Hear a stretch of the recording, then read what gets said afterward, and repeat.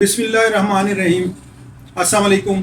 आज की एक और मालूमाती वीडियो के साथ मैं हूं डॉक्टर अब्दुल वहीद अज़ीमी। आज हम प्रोस्टेट कैंसर और उसकी एक ख़ास होम्योपैथिक दवा के बारे में बात करेंगे, लेकिन इसके लिए ज़रूरी है कि आप इस वीडियो को मुकम्मल देखें। प्रोस्टेट ग्लैंड मर्दों में एक छोटा सा गुदूद होता है जिसका काम एक ख़ास फ्लूइड पैदा करना है, जिसको प्रोस्टेटिक फ्लूइड कहते हैं, जो कि स्पर्म की प्रोटेक्शन और नरिशमेंट का काम करता है। 50 साल या इससे ज़्यादा उम्र के मर्दों में प्रोस्टेट ग्लैंड इनलार्ज होना या प्रोस्टेट ग्लैंड का बढ़ जाना एक आम सी बात है, जिसे आमतौर पर BHP या बिनाइन हाइपरप्लेजिया ऑफ प्रोस्टेट कहा जाता है। इसके अलामात में डिसयूरिया यानी पेशाब का तकलीफ के साथ आना, पोलीयूरिया यानी पेशाब का बार बार आना और हेमीचूरिया शामिल है, यानी पेशाब में खून आना। पेशाब का बार बार आना और दिक्कत के साथ आना, रुकावट पैदा होना, ये तकलीफ अक्सर रात को मर्दों में ज़्यादा पाई जाती है। आज हम बात करेंगे प्रोस्टेट कैंसर के हवाले से।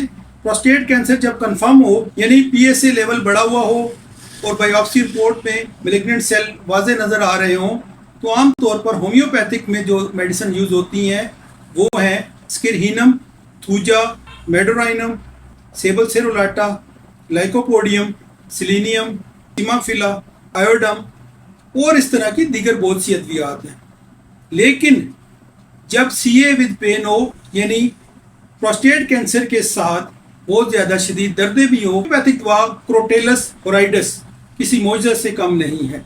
मज़ीद इस तरह की मालूमाती वीडियो देखने के लिए हमारे चैनल को सब्सक्राइब कर लीजिए और अपना बहुत ज़्यादा ख्याल रखिएगा। शुक्रिया।